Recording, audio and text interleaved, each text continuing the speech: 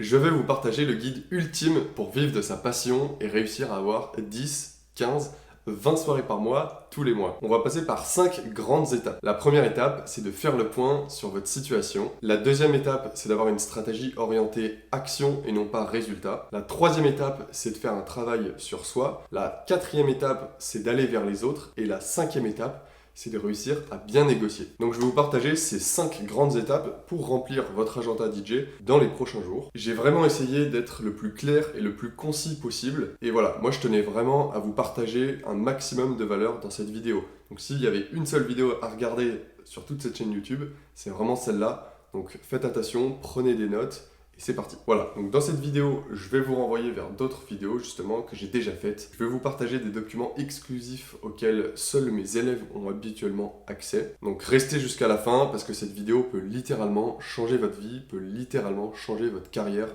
de DJ. Alors qui suis-je pour vous raconter tout ça ? Je m'appelle Gabriel, je mixe depuis un peu plus de 5 ans. J'ai eu plusieurs résidences et je mixais entre 2 et 3 fois par semaine, toutes les semaines. Aujourd'hui, j'ai créé un accompagnement dans lequel j'aide des dizaines de DJ à avoir plus de soirées. Ils ont 10, 15, 20 soirées par mois grâce aux conseils que je leur donne et aux stratégies qu'ils mettent en place. Donc l'étape numéro 1, c'est de faire le point sur votre situation. Donc on va commencer par faire le point sur votre situation aujourd'hui. Ok, donc aujourd'hui déjà vous êtes à combien de soirées? Est-ce que le nombre de soirées vous convient? Est-ce que les endroits dans lesquels vous allez mixer vous conviennent? Est-ce que le tarif est ok? Est-ce que le style de soirée que vous faites, est-ce que c'est ok? Donc ça va être le type de soirée, ça va être le style musical. Moi ce que je vous conseille, c'est de prendre une feuille et de marquer où vous en êtes aujourd'hui. Combien de soirées par mois, les endroits dans lesquels vous mixez, le tarif que vous pratiquez, le style de soirée, avec le type de soirée et le style musical. Vous pouvez aussi noter, vous êtes DJ depuis combien de temps, et aussi noter quels sont les accomplissements dans votre carrière de DJ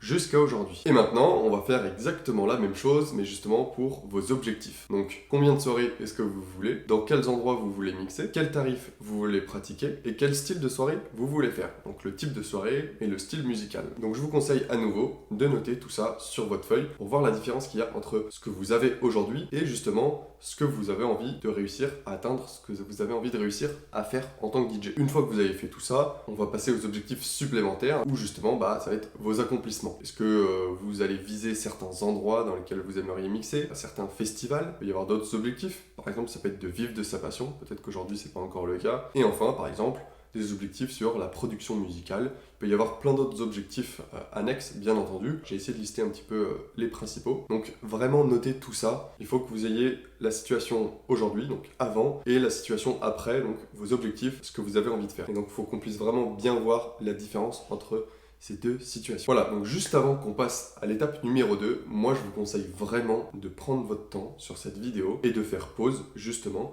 pour prendre le temps de prendre une feuille, de noter tout ça, de vraiment faire l'exercice, pas juste d'écouter, mais de vraiment faire les choses, que c'est comme ça, c'est en faisant les choses que vous allez vraiment réussir à avancer et avoir des résultats. Donc faites pause et prenez le temps de noter tout ça. Donc l'étape numéro 2, c'est justement d'avoir une stratégie orientée action et non pas une stratégie orientée résultat. En fait, le problème avec les stratégies orientées résultat, c'est qu'on ne peut pas vraiment maîtriser justement les résultats, alors qu'on peut maîtriser les actions qu'on fait. Donc c'est pour ça qu'on va orienter notre stratégie sur plutôt des actions plutôt que des résultats. On va vraiment essayer de regarder ce qu'on arrive à faire, ce qu'on fait justement, plutôt que les résultats qui pourraient en découler. Mais donc pour faire quelque chose d'intelligent quand même, on prend justement les objectifs et les résultats qu'on veut atteindre, dont on parlait justement dans l'étape numéro 1, et on va commencer par créer des sous-objectifs, donc des sous-résultats en quelque sorte, intermédiaires, qui nous mènent justement à ces objectifs finaux. Ensuite, ce qu'on fait, c'est qu'on les place dans le temps pour avoir des deadlines concrètes. Une fois qu'on a placé justement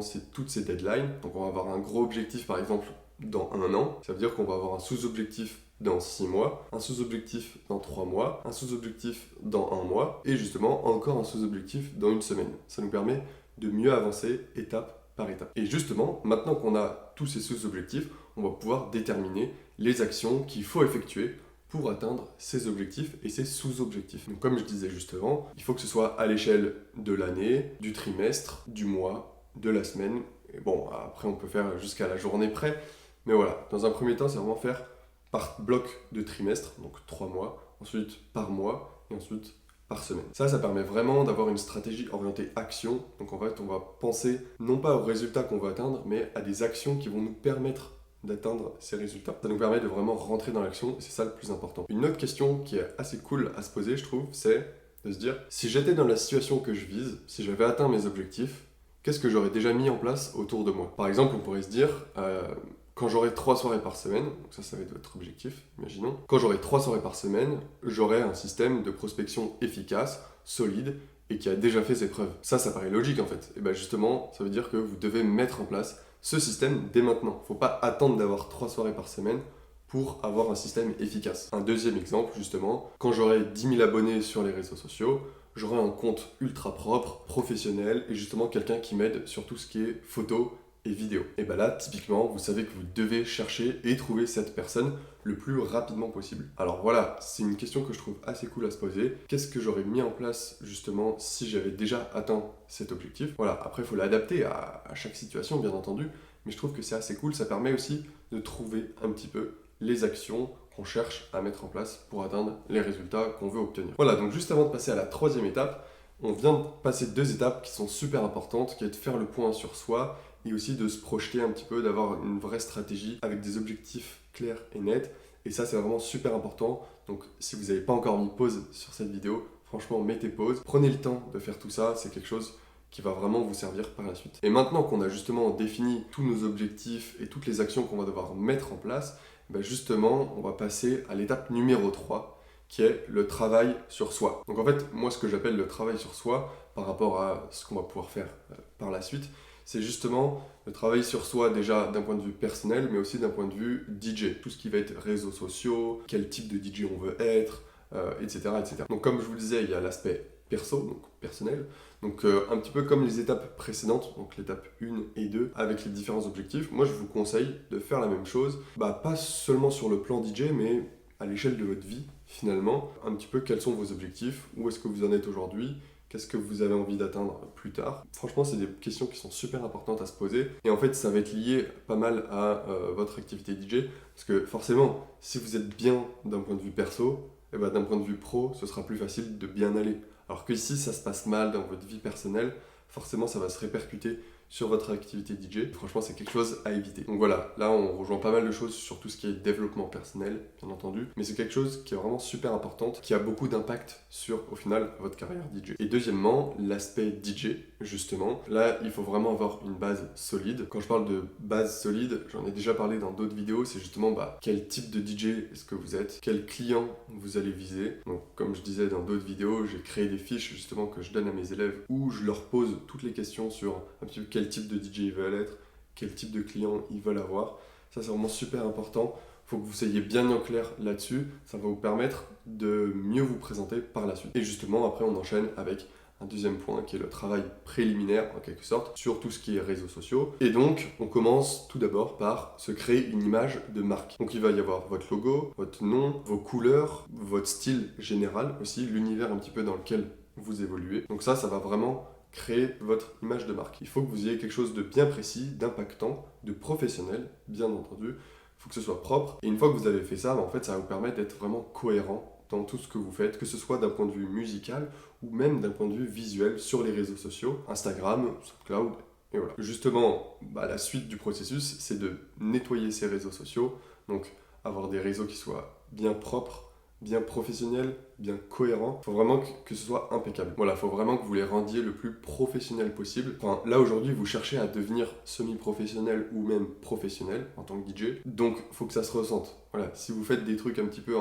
à la va-vite en 2 secondes, ça va se sentir. Moi, personnellement, ça ne me donnerait pas envie de vous engager en tant que DJ si je vois que vous faites les choses à la va-vite. Prenez votre temps, faites quelque chose le plus professionnel possible. Et enfin, respectez votre branding, donc votre image de marque. Il faut vraiment que tout soit cohérent pour justement avoir le plus de chances possible par la suite. Donc ça, c'était la 3e étape, justement, où on a fait un travail sur soi, déjà d'un point de vue plus personnel, mais aussi d'un point de vue plus DJ, plus professionnel, finalement. Comme ça, on sait vraiment qui on est, ce qu'on cherche, on a une vraie identité du DJ, une vraie vision. Donc ça nous permet d'avancer beaucoup plus vite et maintenant on va pouvoir se présenter beaucoup plus facilement avec beaucoup plus de professionnalisme devant les autres patrons de bars, d'établissements, de boîtes, de clubs, de festivals, etc. Et ça nous amène justement à l'étape numéro 4 qui est d'aller vers les autres. Qu'est-ce que j'entends par aller vers les autres, en fait j'entends plusieurs choses. C'est justement confronter tout le travail que vous avez fait jusqu'à aujourd'hui sur votre identité en tant que personne,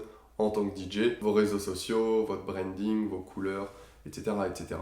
Vous allez confronter tout ce travail que vous avez déjà fait à la réalité et vous allez le montrer aux autres finalement. Donc ça passe par plusieurs choses, bien entendu. La première, c'est d'aller trouver les différents endroits où aller mixer. Donc moi, ce que je vous conseille, c'est vraiment d'utiliser à la fois Maps et Instagram. C'est vraiment deux outils qui sont très utiles. Alors bien entendu, il y en a plein d'autres que je montre aussi dans notre accompagnement. Mais ça, c'est les deux principaux qui sont très utiles. En fait, sur Maps, vous allez pouvoir rechercher facilement avec des mots-clés, donc sur Internet, mais sur Maps, ça c'est mieux.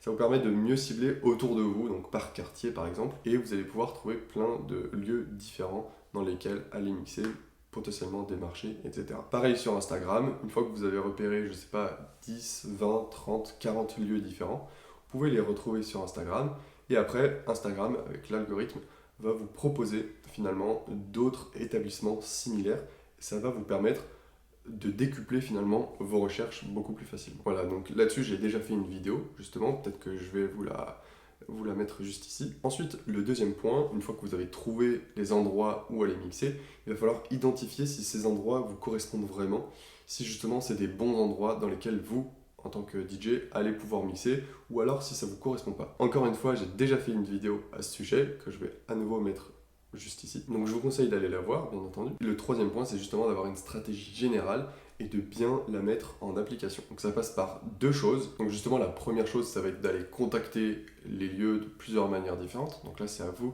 d'établir votre propre stratégie. Encore une fois, j'ai déjà fait d'autres vidéos où j'explique les stratégies, donc vous pouvez aller sur la chaîne, regarder tout ça. Mais moi, ce que je vous conseille, c'est de contacter ces lieux de plusieurs manières différentes. Donc ça va être, par message, par mail, en physique, aller les voir directement, les appeler aussi, pourquoi pas, ou alors les rencontrer de manière encore différente, pourquoi pas. Alors attention, chaque établissement va avoir des spécificités différentes. Forcément, si vous voulez mixer dans un bar ou dans un restaurant, ce ne sera pas du tout la même stratégie à avoir que si vous cherchez à mixer dans un club, dans une boîte de nuit ou même en festival. C'est clairement différent. Donc faites attention à tout ça. Voilà, donc attention aux spécificités de tous ces établissements et faites en sorte de choisir la bonne stratégie qui fonctionnera en fonction de l'établissement que vous visez. Et une fois qu'on a fait tout ça, qu'on a contacté tous ces lieux, qu'on est rentré en contact, finalement on s'est créé plein d'opportunités et justement ça nous amène à l'étape numéro 5, la cinquième étape, c'est de savoir négocier, de savoir quoi dire. Et justement, cette étape, elle nous permet de concrétiser toutes les opportunités qu'on vient de se créer. Donc on a déterminé notre situation aujourd'hui, nos objectifs, on a déterminé une stratégie claire, les actions à mettre en place, on a travaillé sur soi, on allé voir, on allé confronter aux autres, à la réalité, tout ça. Donc maintenant, on a créé plein d'opportunités, il suffit juste de concrétiser toutes ces opportunités. Et justement, pour les concrétiser, il faut réussir à bien se vendre en tant que personne, en tant que DJ. Il faut savoir quoi dire, il faut savoir comment négocier. Donc pour ça, il faut savoir répondre à plusieurs questions. Déjà, quoi il faut un DJ à l'établissement. Donc si c'est une boîte de nuit, bien sûr qu'elle sait déjà qu'elle veut un DJ. Mais si c'est un bar qui n'a jamais eu de DJ, il faut réussir à négocier pour déjà qu'elle ait premièrement, dans un premier temps, un DJ. Voilà, ça c'est une première étape de négociation. Et ensuite, deuxième étape qui est beaucoup plus importante finalement, pourquoi vous choisir vous plutôt qu'un autre DJ. Et donc là, il y a plein de choses à dire justement pour réussir à faire pencher la balance en votre faveur. Et il y a plein de choses à éviter. Et justement, j'en ai fait une autre vidéo, donc les 9 erreurs de négociation à ne surtout pas faire.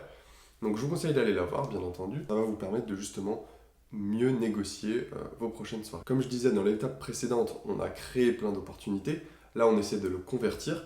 Et ensuite, juste après, il faut savoir justement itérer. Donc on va regarder les résultats qu'on a eus, on va itérer, on va modifier sa stratégie, et il faut essayer de comprendre ce qui a fonctionné ou pas. Quand on est tout seul, ça peut être un petit peu compliqué, mais il faut essayer de vraiment faire ce travail de rétrospection et d'essayer de comprendre. Vous pouvez demander l'aide à un ami ou quelqu'un justement qui sait comment développer une activité de DJ pour justement avoir un retour sur ce que vous avez déjà fait et ensuite recommencer mais en vous améliorant. Voilà, donc franchement si vous mettez tout ce que je viens de vous dire en place, c'est sûr vous allez avoir des soirées. Après parfois comme je vous le disais, on a besoin d'avoir du retour sur ce qu'on fait, on a besoin de savoir comment rebondir face à certaines situations. Donc si vous avez besoin de plus de structure et plus de soutien, vous pouvez cliquer sur le lien qu'il y a en description pour apprendre à avoir 10, 15, 20 soirées par mois, tous les mois, et enfin vivre de votre passion.